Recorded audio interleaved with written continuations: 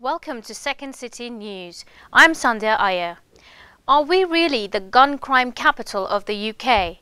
And the new TV station launching tomorrow. But first, news this week that 3 young British women have crossed the Turkish border into Syria in support of Islamic State has shocked many of us. The idea that successful teens in London would prefer lives of subservience to Islamic State raises a number of questions. Our reporter Priya Raj has been talking to a local organisation which is trying to counter the appeal of extremists like Islamic State. Since the number of young women from UK are flying to Syria are increasing, Subeda Limbada, co-founder of Connect Justice, shares the reason behind this grave situation by incorporating several research studies. In a way, a lot of the answers that you've seen on this discussion is around speculation in terms of what people feel there may be, or some interviews that have been done.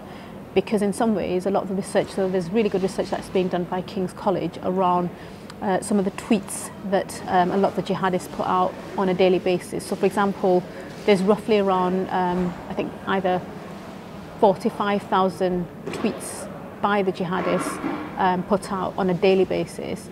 And so therefore, what specific thing is drawing people out there? And again, another academic, there was Peter Neumann, who's mentioned that there is, within the Western European context, there's a message that he had, which was, is it an identity crisis in terms of integration? So not feeling wanted and not feeling needed as Muslims, as European Muslims, and that's what European governments have got to address as well. Islamic State is using social media to spread radical messages, so Connect Justice has launched a new program to hold this operation by using the same tool. One of the things that we are looking to develop, in fact it's just launched about an hour ago, was we are looking for crowdsource funding.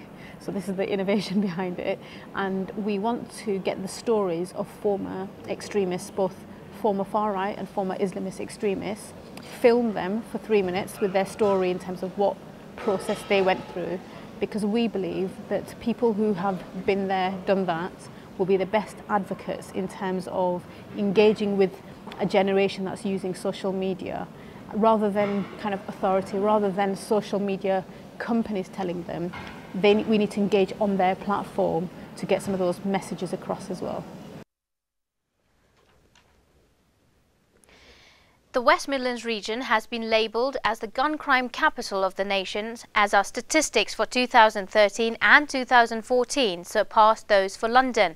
According to these figures, 540 gun crime incidents were reported in 2014. The West Midlands Police, however, are calling the statistics misleading. Ilka Rogers joins us in the studio with more information. So Ilka, what are these statistics? Well, the statistics are saying that there was 41 more gun crimes last year, which is an 8% increase. Therefore, 1 in 9 of the incidents reported between England and Wales, most of that was 1 in 9 of the incidents was here in West Midlands. So the issue here is not those statistics, but it's looked at on 100,000 per person in the population. So London, compared with London last year, London reported 1,594. Compared to the Midlands, it was just 540. So it's just looking at it on a population basis. So how are the West Midlands Police reacting? What is their response to these statistics? Well, their response is the same. It needs to be explained and put in proper context. Also, gun crime, when you say gun crime, it just means cases where there was a gun involved.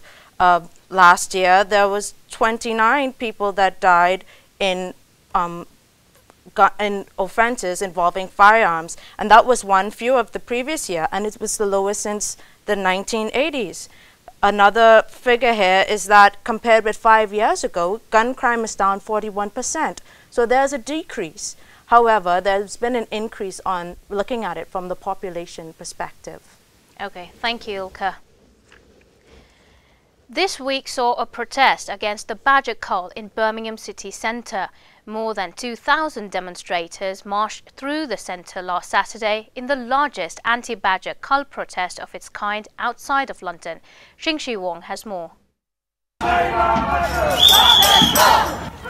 2,000 protesters waved their flags, carried placards and banners opposite the planned budget cows. They walked through the city streets chanting "Save our budget" as they marched. Some of the volunteers even dressed up as the budget to pass on the anti-cow message. This was a protest, a march against the badger culling that has been taking place in the UK over the past 2 years. The government has just announced, well, recently announced that it has commissioned a third cull for this year. So the Vegan Society, along with many other organisations, took to the streets to protest against that.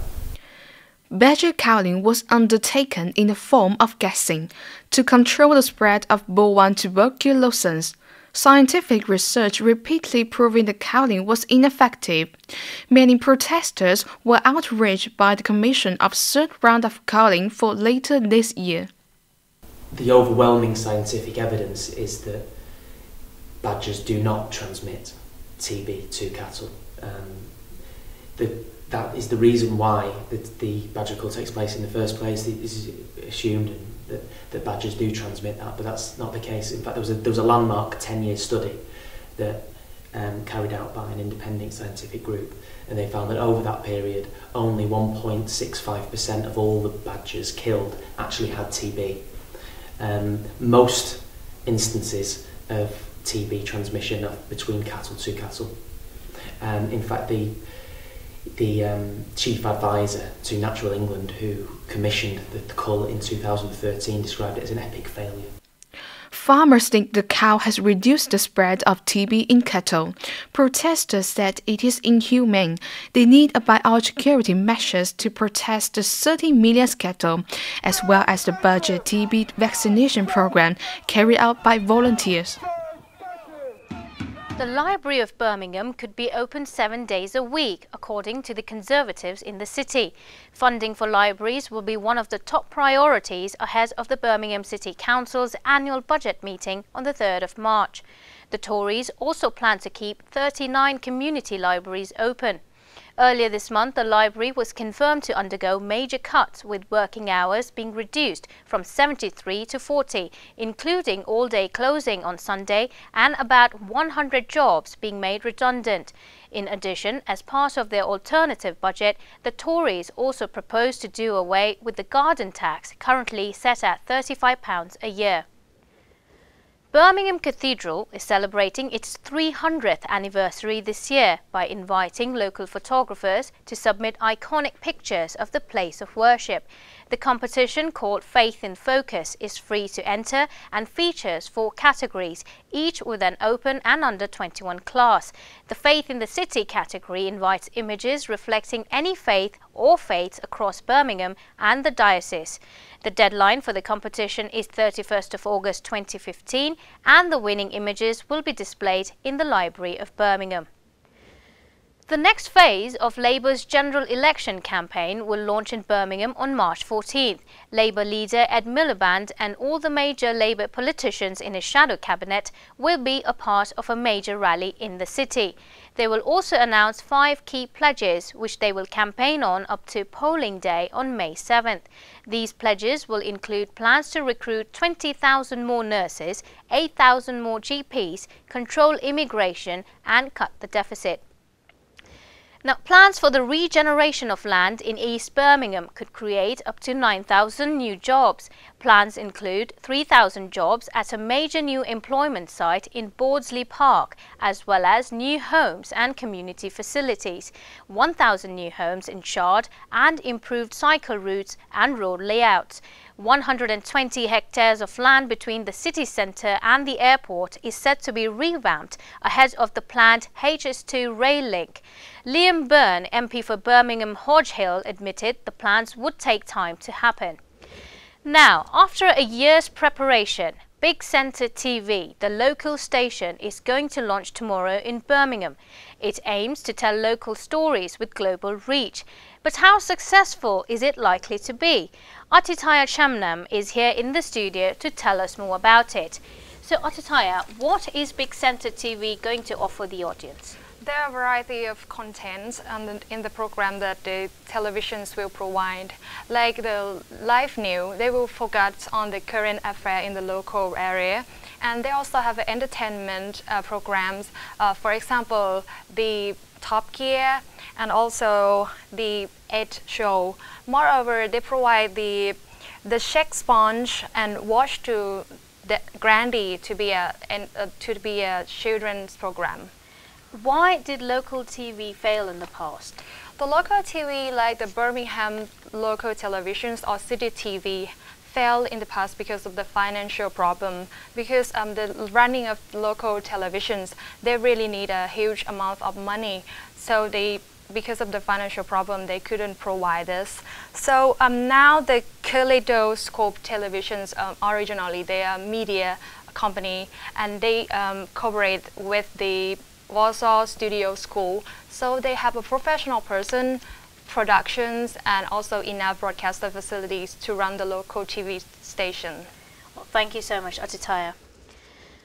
An interfaith tour was held this week, organised by the All Saints Church and the Husseiniya Mosque in Small Heath. While there have been increasing incidents of hate crimes against Muslims in the city, the House of Worship's tour aimed to reflect unity between the two communities. But will such tours help people gain a better understanding of Islam? Kwanjura Minchanan reports.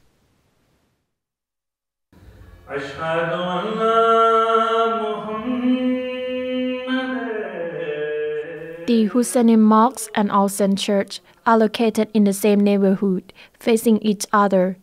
An Islamic lecturer at the mosque says that events like these are a starting point for people of different faiths to understand each other better. Unfortunately, in this day and age, Islam is in the press for the wrong reasons.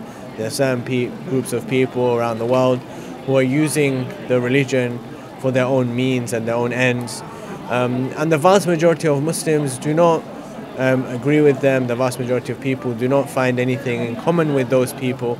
But because of the fact that they're using or justifying what they're doing in the name of the religion of Islam, therefore people see or perceive other Muslims, perhaps Muslims living in the West, to be supporters of those people who are acting in this way. The youth committee of the mosque participated in role-playing activities where young children perform a short play on drug abuse. The head of the sister network at the mosque says that people must be united in humanity regardless of their faith. Such negativity.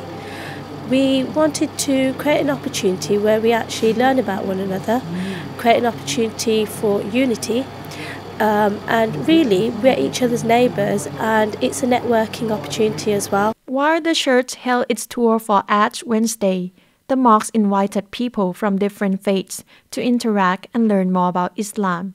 The priest at All Saints Church says that we're not only looking at what's happening in the city, but also keeping an eye on incidents of violence across the world.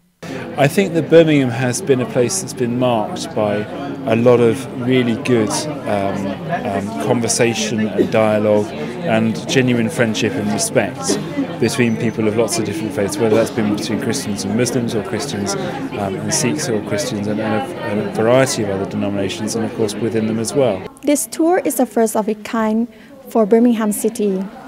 Two communities hope to have such a tour in the future, with aim to educate young people and addressing misconception of Islamic faith. And finally, the weather for today. Generally fine with sunny spells, clouds overnight with outbreaks of rain pushing to the weekend, making it windy and chilly across the region. Top temperatures of 9 degrees. That's it for Second City News for this week. See you next Friday and have a good weekend.